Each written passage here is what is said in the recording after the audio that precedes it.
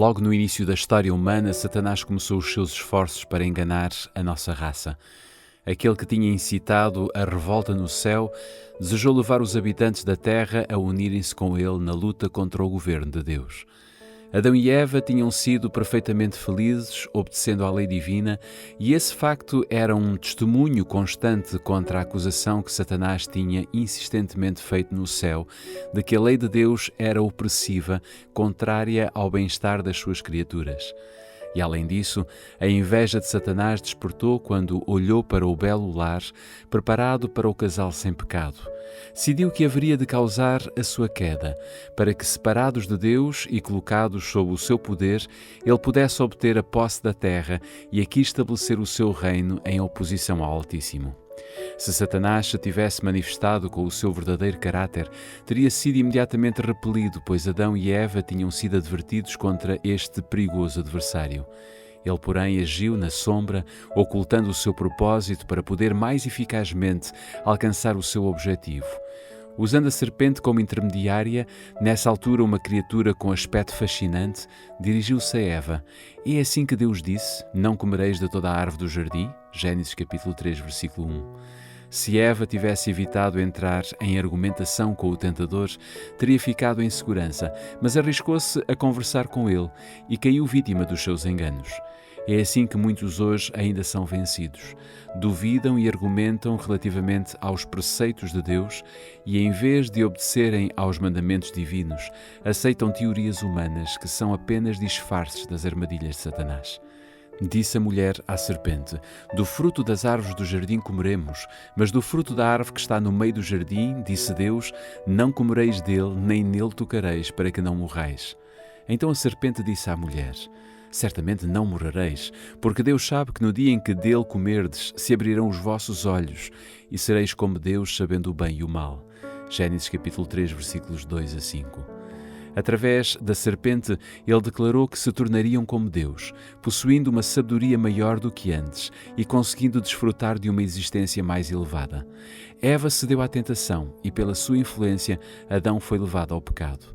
Aceitaram as palavras da serpente de que Deus não queria dizer o que tinha dito. Desconfiaram do seu Criador e imaginaram que ele estava a restringir a sua liberdade e que poderiam obter grande sabedoria e exaltação, transgredindo a sua lei. Mas como é que Adão, depois do seu pecado, compreendeu o sentido das palavras: no dia em que dela comeres, certamente morrerás? Seria que elas significavam, como Satanás o tinha levado a crer, que ele seria colocado numa condição mais elevada da existência? Nesse caso, na verdade, haveria grande benefício na transgressão e Satanás demonstraria ser um benfeitor da raça humana. Contudo, Adão achou que não era esse o significado da afirmação divina. Deus declarou que, como pena do seu pecado, o homem voltaria à terra de onde fora tirado. És pó e ao pó te tornarás. Gênesis capítulo 3, versículo 19. As palavras de Satanás, se abrirão os vossos olhos, mostraram-se verdadeiras apenas no sentido em que, depois de Adão e Eva desobedeceram a Deus, os seus olhos se abriram para compreender a sua loucura, conheceram o mal e provaram o amargo fruto da transgressão. No meio do Éden crescia a árvore da vida, cujo fruto tinha o poder de perpetuar a vida. Se Adão tivesse permanecido obediente a Deus, teria continuado a usufruir de livre acesso àquela árvore e teria vivido para sempre. Mas quando pecou, foi privado da participação da árvore da vida, tornando-se sujeito à morte. A sentença divina, tu és pó e ao pó te tornarás, indica completa extinção da vida. A imortalidade prometida ao homem sob condição de obediência foi perdida pela transgressão. Adão não podia transmitir à sua posteridade aquilo que não possuía, e não poderia haver esperança alguma para a raça caída se, pelo sacrifício do seu filho, Deus não tivesse colocado a imortalidade ao seu alcance.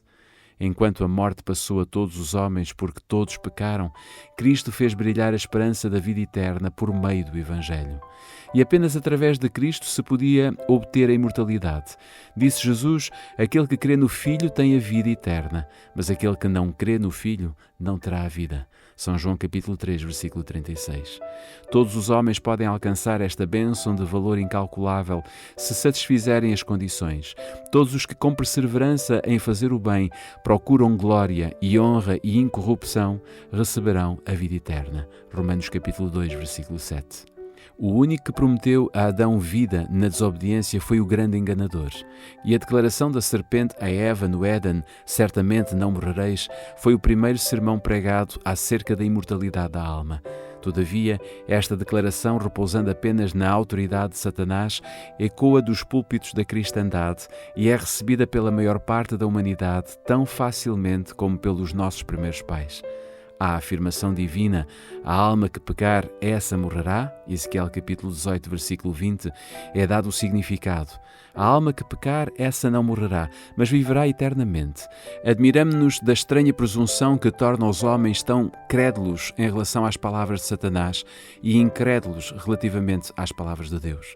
Se tivesse sido permitido ao homem o franco acesso à árvore da vida após a sua queda, ele teria vivido para sempre, sendo o pecado assim imortalizado. Mas querubins e uma espada chamejante guardavam o caminho da árvore da vida. Gênesis capítulo 3, versículo 24.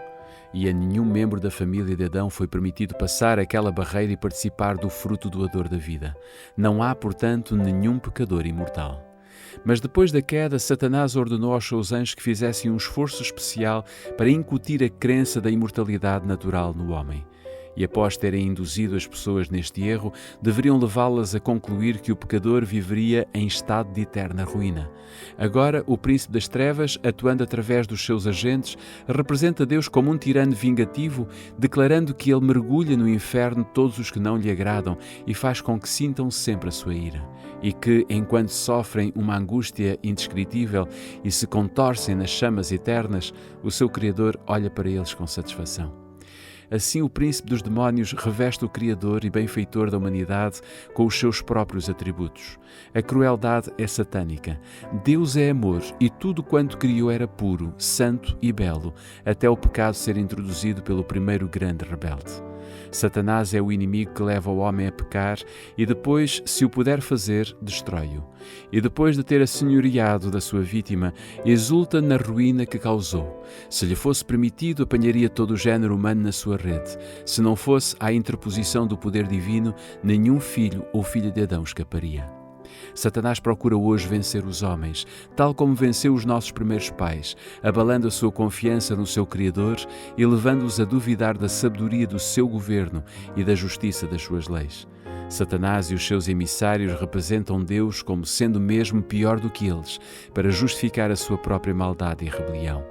O grande enganador esforça-se por transferir a sua própria e horrível crueldade de caráter para o nosso Pai Celestial, para se fazer passar por alguém grandemente lesado pela sua expulsão do céu, visto não ter desejado sujeitar-se a um governador tão injusto.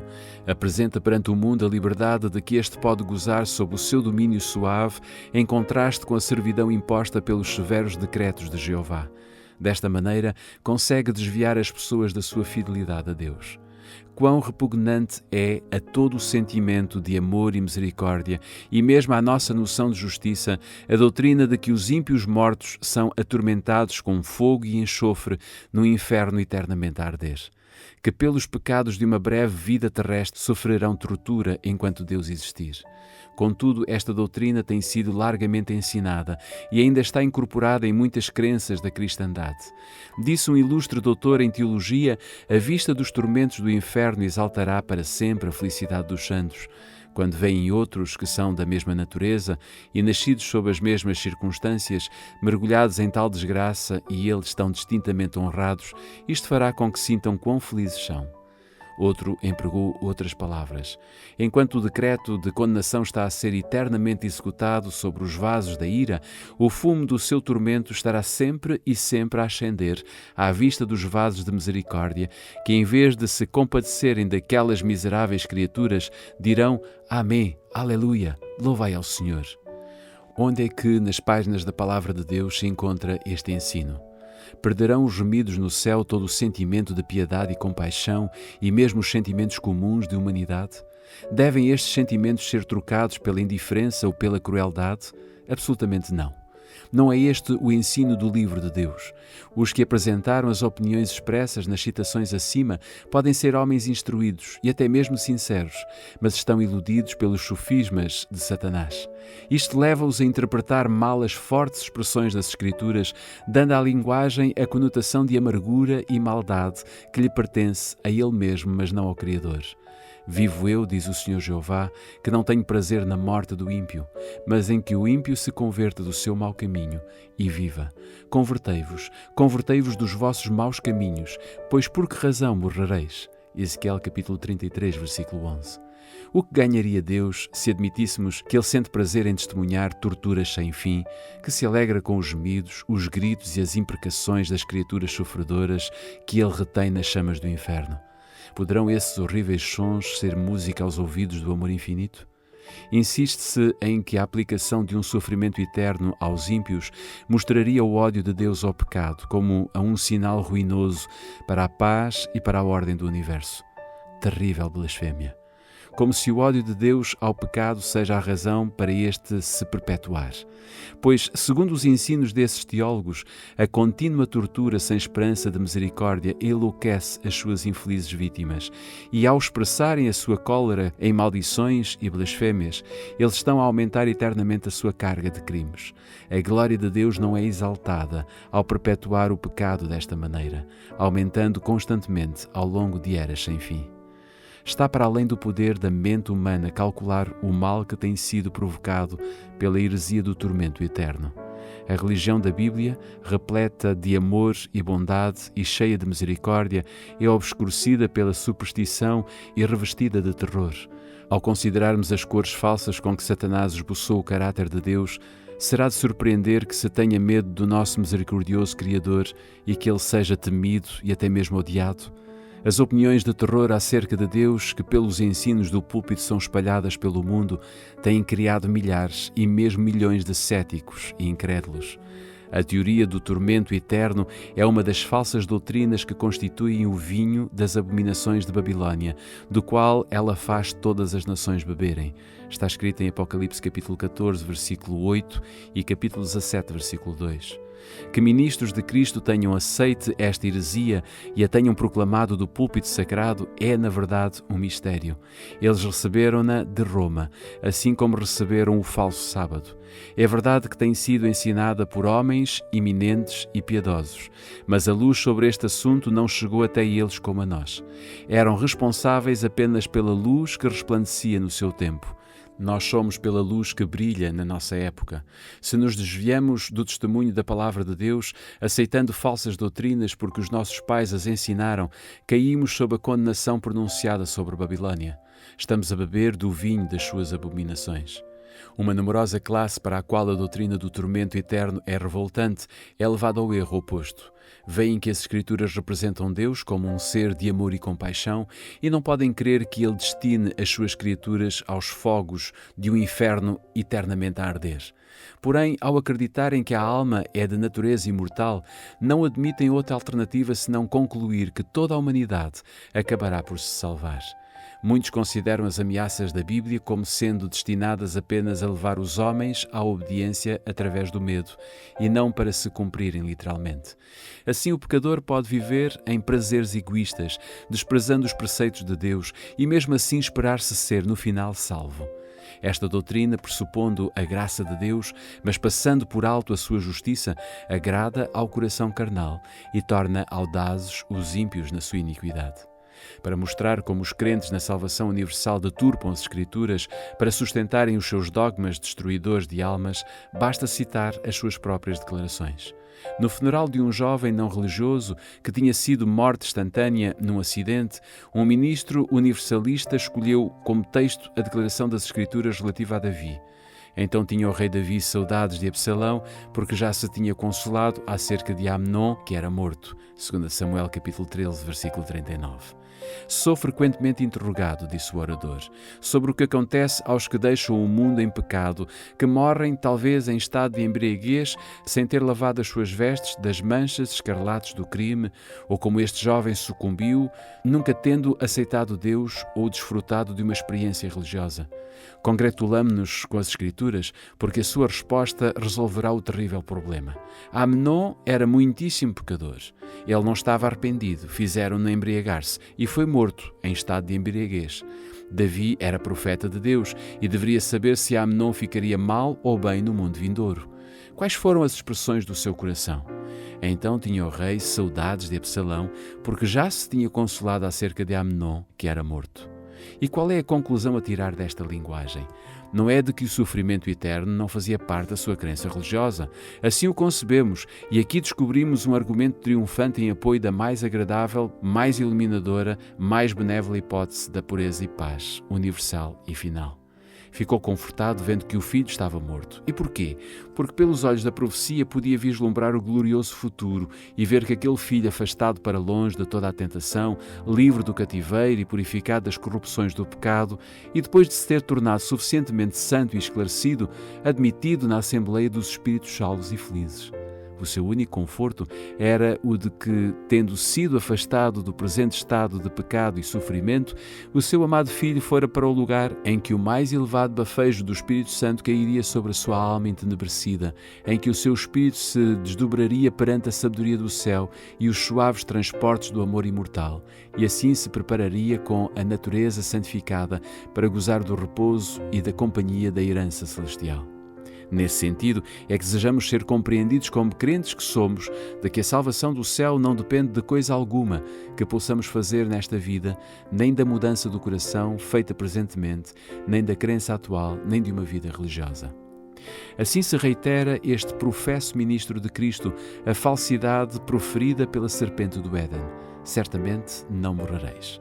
No dia em que dele comerdes, se abrirão os vossos olhos e sereis como Deus.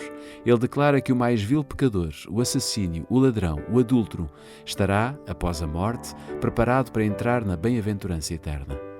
E de onde tira este adulterador das Escrituras as suas conclusões? De uma simples frase que exprime a submissão de Davi aos desígnios da providência. Ele tinha saudades de Absalão, porque já se tinha consolado acerca de Amnon, que era morto. Como a tristeza desta dor abrandou com o tempo, os seus pensamentos voltaram-se do filho morto para o vivo, o qual se tinha exilado com medo do justo castigo do seu crime. E esta é a prova de que o incestuoso e bêbado Amnon foi por ocasião da sua morte transportado imediatamente para as bem-aventuradas habitações, a fim de ser ali purificado e preparado para a companhia dos anjos sem pecado. História agradável, certamente muito apropriada para satisfazer o coração humano. Esta é a própria doutrina de Satanás, e ela realiza a sua obra eficazmente. Deveríamos surpreender-nos de que com ensinos destes prevaleça a impiedade? O caminho seguido por este falso mestre ilustra o de muitos outros. Algumas poucas palavras das Escrituras são separadas do contexto, o qual, em muitos casos, mostraria que o seu sentido seria exatamente o contrário da interpretação que lhes é dada, e essas passagens desconexas são pervertidas e usadas como prova de doutrinas que não têm fundamento na palavra de Deus. O testemunho citado como prova de que o bêbado Amnon estava no céu é uma simples conjetura, desmentida terminantemente pela declaração expressa e positiva das Escrituras de que nenhum bêbado herdará o reino de Deus. Está escrito em 1 Coríntios capítulo 6, versículo 10. Assim é que os que duvidam, os descrentes e os céticos mudam a verdade em mentira. E multidões têm sido enganadas pelos seus enganos e embaladas para adormecerem no berço da segurança carnal. Se fosse verdade que a alma passa diretamente para o céu na hora da morte, bem poderíamos então ansiar a morte em lugar da vida. Por esta crença, muitos têm sido levados a pôr termo à existência. Quando estão dominados pelas dificuldades, pelas perplexidades e pelo desapontamento, parece fácil quebrar o ténue fio da vida e voar para as bênçãos do mundo eterno. Deus deu na sua palavra provas claras de que punirá os transgressores da sua lei. Os que se lisonjeiam de que Ele é muito misericordioso para exercer justiça contra o pecador, apenas têm de olhar para a cruz do Calvário. A morte do Imaculado Filho de Deus demonstra que o salário do pecado é a morte e que toda a violação da lei de Deus deve receber o justo pagamento. Cristo não tinha pecado, fez-se pecado pelo homem. Carregou a culpa da transgressão, sendo-lhe ocultado o rosto do Pai, até se quebrantar o seu coração e terminar a sua vida. Todo esse sacrifício foi feito para os pecadores poderem ser remidos. De nenhum outro modo o homem conseguiria livrar-se do castigo do pecado. E todo aquele que se recusa a tornar-se participante da expiação conseguida a esse preço deve levar sobre si próprio a culpa e o castigo da transgressão. Consideremos o que a Bíblia ensina ainda sobre os ímpios e impenitentes, os quais os universalistas colocam no céu como anjos santos e felizes. A quem tem sede, darei de graça da fonte da água da vida. Está escrito em Apocalipse capítulo 21, versículo 6. Esta promessa é apenas para os que têm sede, apenas aos que sentem a sua necessidade da água da vida e a procuram, seja a que preço for, é que ela será concedida. Quem vencer herdará todas as coisas, e eu serei o seu Deus, e ele será o meu filho. Apocalipse capítulo 21, versículo 7. Aqui também se especificam condições. A fim de herdar todas as coisas, deveríamos resistir ao pecado e vencê-lo. O Senhor declara pelo profeta Isaías: pensem nisto, o justo é que é feliz, porque receberá o fruto das suas ações. Ai do mau, porque terá o mal. Será tratado segundo as suas obras. Isaías capítulo 3, versículos 10 e 11. Ainda que o pecador faça o mal 100 vezes e os dias se lhe prolonguem, eu sei com certeza que bem sucede aos que temem a Deus, mas o perverso não irá bem. Eclesiastes capítulo 8, versículos 12 e 13. E Paulo diz que o pecador está acumulando para si ira para o dia da ira e da revelação do justo juízo de Deus, que retribuirá a cada um segundo o seu procedimento. Tribulação e angústia virão sobre todo o homem que pratica o mal. Romanos capítulo 2, versículos 5 e 6 e versículo 9. Os que se entregam à devassidão e à imoralidade ou se deixam dominar pela ganância, que é uma espécie de idolatria, não têm parte na herança do reino de Cristo e de Deus. Procurem viver em paz com toda a gente e levar uma vida como Deus quer, porque sem isso ninguém poderá ver o Senhor. Hebreus capítulo 12, versículo 14. Bem-aventurados aqueles que guardam os seus mandamentos, para que tenham direito à árvore da vida e possam entrar na cidade pelas portas. Ficarão de fora os cães, e os feiticeiros, e os que se prostituem, e os homicidas, e os idólatras, e qualquer que ama e cometa mentira. Apocalipse capítulo 22, versículos 14 e 15. Deus deu aos homens uma revelação do seu caráter e do seu método de tratar com o pecado. Jeová, o Senhor, Deus misericordioso e piedoso, tardio em iras e grande em beneficência e verdade, que guarda a beneficência em milhares, que perdoa a iniquidade e a transgressão e o pecado, que ao culpado não tem por inocente. Êxodo capítulo 34, versículos 6 e 7. Todos os ímpios serão destruídos, mas os transgressores serão todos destruídos. A descendência dos maus será exterminada. O poder e a autoridade do governo divino serão usados para abater a rebelião. Contudo, todas as manifestações da justiça retributiva serão perfeitamente coerentes com o caráter de Deus, como um ser misericordioso, longânimo e benévolo. Deus não força a vontade ou a decisão de ninguém. Não tem prazer na obediência servil.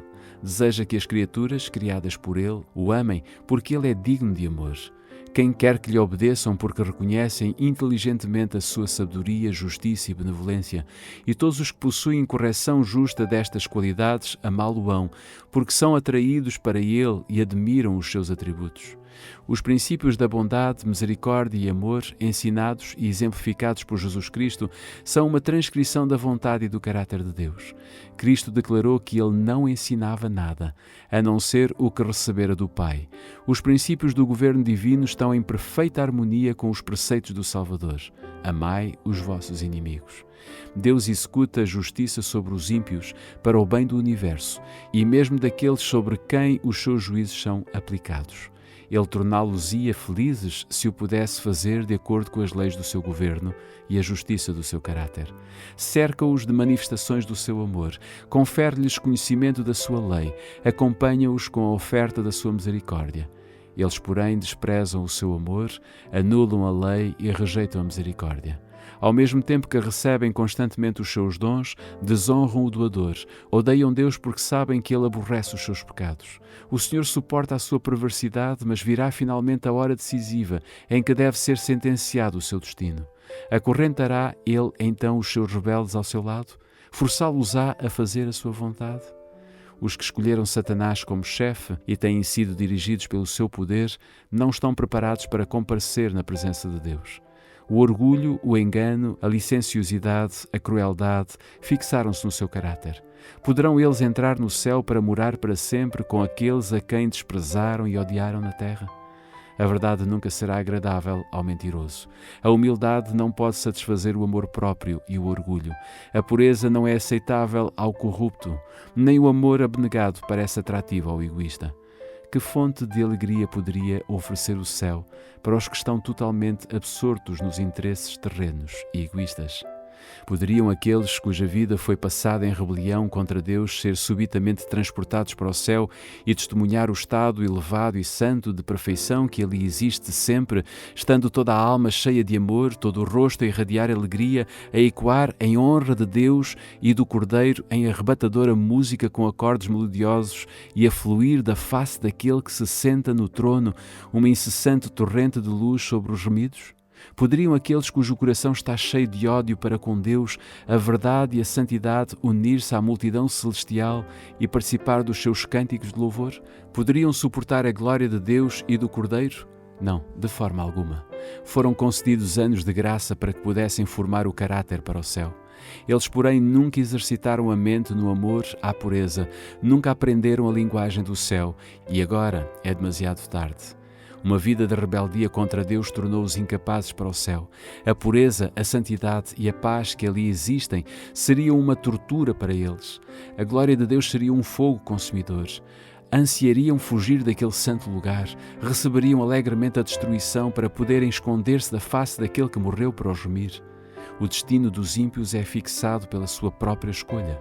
A sua exclusão do céu é espontânea da sua parte e justa e misericordiosa da parte de Deus. Tal como as águas do dilúvio, os fogos do grande dia declaram o veredito divino de que os ímpios são incorrigíveis. Não se sentem dispostos a submeter-se à autoridade divina. A sua fonte foi exercitada na revolta e, ao terminar a vida, é demasiado tarde para fazer voltar o curso dos seus pensamentos na direção oposta, tarde demais para passar da transgressão para a obediência, do ódio para o amor. Ao poupar a vida do assassino Caim, Deus deu ao mundo um exemplo do resultado de permitir que o pecador vivesse para continuar o caminho da desenfreada iniquidade. Pela influência do ensino e do exemplo de Caim, multidões dos seus descendentes foram levadas ao pecado, até que a maldade do homem se multiplicara sobre a terra e toda a imaginação dos pensamentos do seu coração era só má continuamente. A terra, porém, estava corrompida diante da face de Deus e encheu-se a terra de violência. Gênesis capítulo 6, versículos 5 e 11. Numa atitude de misericórdia para com o mundo, Deus destruiu os seus ímpios habitantes no tempo de Noé. Pela mesma razão, destruiu os corruptos habitantes de Sodoma. Através do poder enganador de Satanás, os praticantes da iniquidade obtêm simpatia e admiração e estão assim constantemente a levar outros à rebeldia. Assim foi no tempo de Caim e Noé, e no tempo de Abraão e Ló. Assim é no nosso tempo.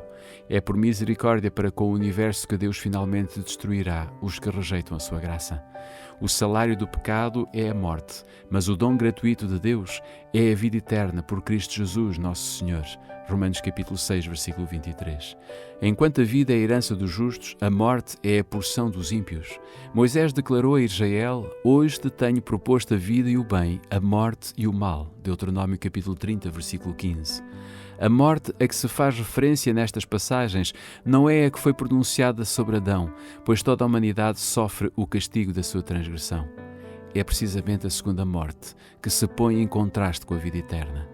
Como consequência do pecado de Adão, a morte passou a toda a raça humana. Todos, de igual forma, descem ao sepulcro, e pelas providências do plano da salvação, todos devem ressurgir da sepultura. Haverá ressurreição tanto de justos como de injustos. Está escrito em Atos capítulo 24, versículo 15. Assim como todos morrem em Adão, assim também serão todos vivificados em Cristo. 1 Coríntios capítulo 15, versículo 22. Porém, é feita uma distinção entre as duas classes que ressuscitam.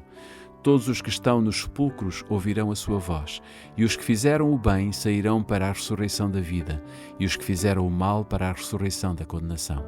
João capítulo 5, versículo 28 e 29. Os que foram tidos por dignos da ressurreição da vida são bem-aventurados e santos. Sobre estes não tem poder a segunda morte. Mas os que não receberam o perdão, mediante o arrependimento e a fé, devem receber o castigo da transgressão, o salário do pecado. Sofrem um castigo que varia em duração e intensidade, segundo as suas obras, mas que finalmente termina com a segunda morte. Visto que é impossível a Deus, de acordo com a sua justiça e misericórdia, salvar o pecador ainda com os seus pecados, Ele previa-o da existência, que as suas transgressões destruíram e da qual se mostrou indigno.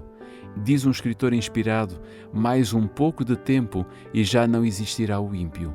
Procurarás o seu lugar e não o acharás. Salmo capítulo 37, versículo 10. E outro declara ainda: e serão como se nunca tivessem sido. Obadias, versículo 16. Cobertos de infâmia, mergulham sem esperança no esquecimento eterno. Assim se porá fim ao pecado, juntamente com toda a desgraça e destruição que dele resultaram. Diz o salmista: exterminaste os maus, apagaste para sempre a sua recordação. Os ímpios pereceram, a memória deles desapareceu. Salmo capítulo 9, versículos 5 e 6. João, no Apocalipse, olhando para a futura condição eterna, ouve uma antífona universal de louvor, imperturbada por qualquer nota de discórdia. Toda a criatura no céu e na terra atribuía glória a Deus.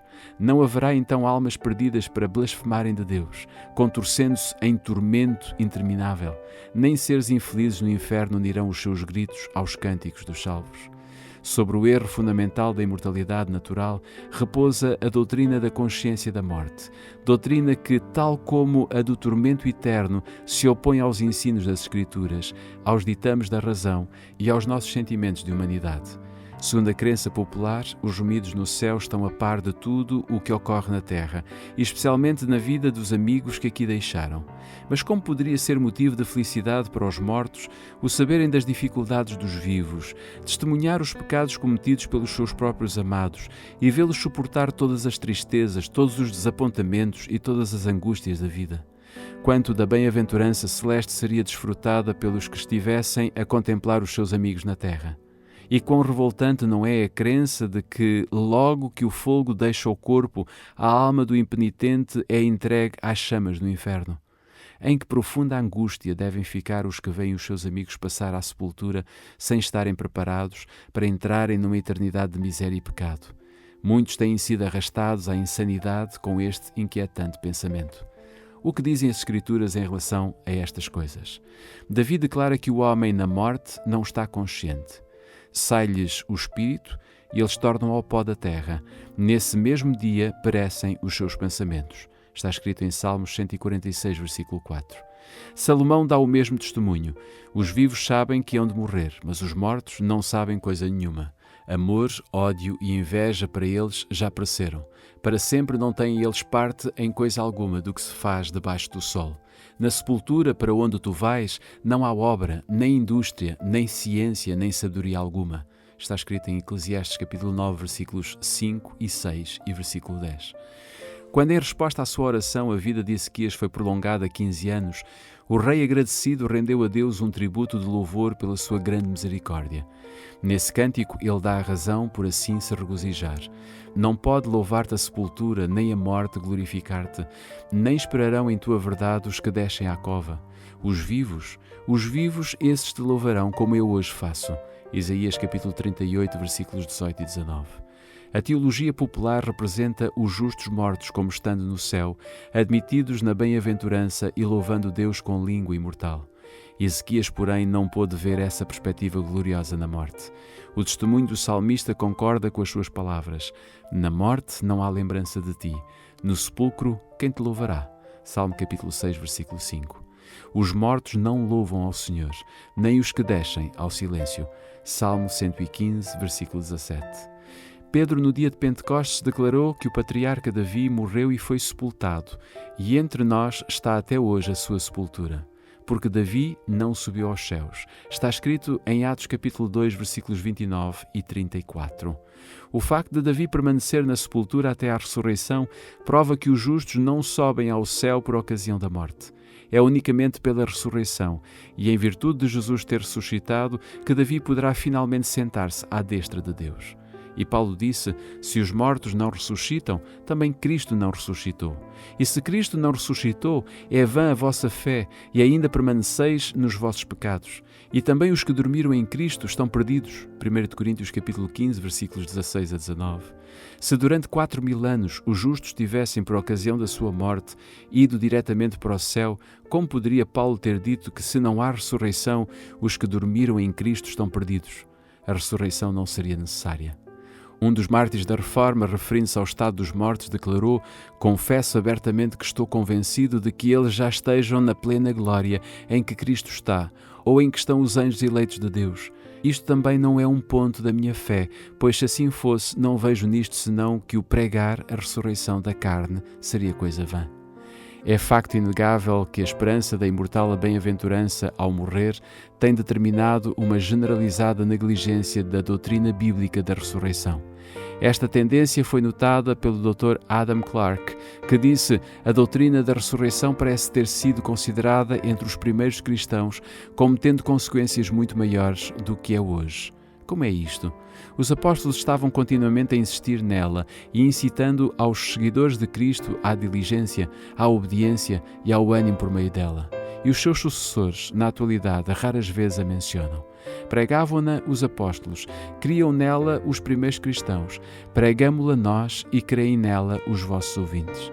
Não há doutrina no Evangelho a que se dê maior ênfase e não há doutrina no atual conjunto dos assuntos pregados que seja tratada com maior negligência. Neste estado de coisas, tem continuado até ao ponto em que a gloriosa verdade da ressurreição fica quase totalmente obscurecida e perdida de vista pelo mundo cristão.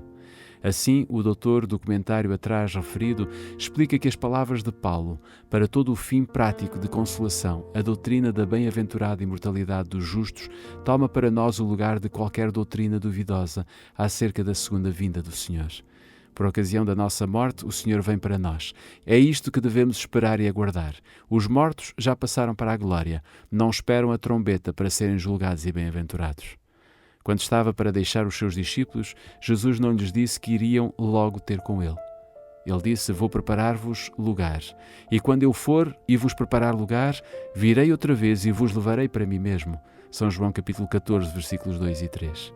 E diz-nos Paulo mais que o mesmo Senhor descerá do céu com alarido, e com voz de arcanjo, e com a trombeta de Deus. E os que morreram em Cristo ressuscitarão primeiro. Depois nós, os que ficarmos vivos, seremos arrebatados juntamente com eles nas nuvens, a encontrar o Senhor nos ares. E assim estaremos para sempre com o Senhor. E acrescenta: consolai-vos uns aos outros com estas palavras. 1 Tessalonicenses capítulo 4, versículos 16 a 18. Quão grande é o contraste entre estas expressões de conforto e as do ministro universalista citadas anteriormente. O último consolou os que foram despojados da companhia do seu ente querido, com a afirmação de que, por mais pecador que o morto pudesse ter sido, ao expirar aqui, seria recebido entre os anjos. Paulo aponta aos seus irmãos a futura vinda do Senhor, quando as cadeias do túmulo serão quebradas e os mortos em Cristo ressuscitarão para a vida eterna. Antes de qualquer pessoa poder entrar nas mansões dos bem-aventurados, o seu caso deverá ser investigado e o seu caráter e as suas ações deverão passar em revista perante Deus. Todos serão julgados de acordo com as coisas escritas nos livros e recompensados segundo as suas obras. Este julgamento não ocorre por ocasião da morte. Notem as palavras de Paulo. Tem determinado um dia em que com justiça há de julgar o mundo, por meio do varão que destinou, e disto deu certeza a todos, ressuscitando-o dos mortos. Atos capítulo 17, versículo 31. Aqui o apóstolo declara terminantemente que um tempo específico, então no futuro, fora fixado para o julgamento do mundo. Judas refere-se ao mesmo tempo, e aos anjos que não souberam manter a sua posição e abandonaram o seu lugar, Deus prendeu-os para sempre na escuridão, à espera do grande dia do juízo. Judas, versículo 6. E cita ainda as palavras de Enoque: aí vem o Senhor com os seus milhares de anjos para julgar o mundo. Judas 14 e 15. João declara ter visto os mortos, grandes e pequenos, que estavam diante do trono, e abriram-se os livros, e os mortos foram julgados pelas coisas que estavam escritas nos livros. Apocalipse capítulo 20, versículo 12. Se, porém, os mortos já estão a usufruir da bem-aventurança celestial ou a contorcer-se nas chamas do inferno, que necessidade há de um julgamento futuro? Os ensinos da Palavra de Deus acerca destes importantes pontos não são obscuros nem contraditórios. Podem ser compreendidos pela mente comum. Mas que espírito sensato pode ver sabedoria ou justiça na teoria corrente? Receberão os justos, depois da investigação do seu caso no julgamento, este elogio: muito bem, és bom e fiel, vem tomar parte na felicidade do teu Senhor, quando já estiveram a morar na sua presença, talvez durante longos séculos? São os ímpios convocados do lugar do tormento para receberem esta sentença do juiz de toda a terra: apartai-vos de mim, malditos, para o fogo eterno. Que grande sarcasmo! Um vergonhoso descrédito à sabedoria e à justiça de Deus. A teoria da imortalidade da alma foi uma das falsidades que Roma recebeu do paganismo, incorporando-a na religião da cristandade. Martinho Lutero classificou-a entre as monstruosas fábulas que fazem parte do monturo romano dos decretos. Comentando as palavras de Salomão em Eclesiastes de que os mortos não sabem coisa nenhuma, diz Martinho Lutero outro passo que prova que os mortos não têm sentimentos. Não há ali, diz ele, deveres, ciência, conhecimento, sabedoria. Salomão afirmou que os mortos estão a dormir e não sabem absolutamente nada, pois os mortos jazem ali, não levando em conta nem dias nem anos, mas quando despertarem, parecer-lhes-á a terem dormido apenas um minuto. Em parte alguma nas Sagradas Escrituras se encontra a declaração de que é por ocasião da morte que os justos vão para a recompensa e os ímpios para o seu castigo. Os patriarcas e profetas não fizeram esta afirmação. Cristo e os seus apóstolos não fizeram nenhuma sugestão a esse respeito. A Bíblia ensina claramente que os mortos não vão imediatamente para o céu. Eles são representados como estando a dormir até à ressurreição. 1 Tessalonicenses capítulo 4, versículo 14, ou em Jó capítulo 14, versículos 10 a 12. No mesmo dia em que se quebra a cadeia de prata e se despedaça o corpo de ouro, perecem os pensamentos dos homens. Os que descem à sepultura estão em silêncio, não sabem mais nada do que se faz debaixo do sol. Bendito descanso para o justo cansado. Quer seja longo ou breve o tempo, não é para eles senão um momento. Dormem e são despertados pela trombeta de Deus para uma imortalidade gloriosa. A trombeta soará, os mortos ressuscitarão incorruptíveis.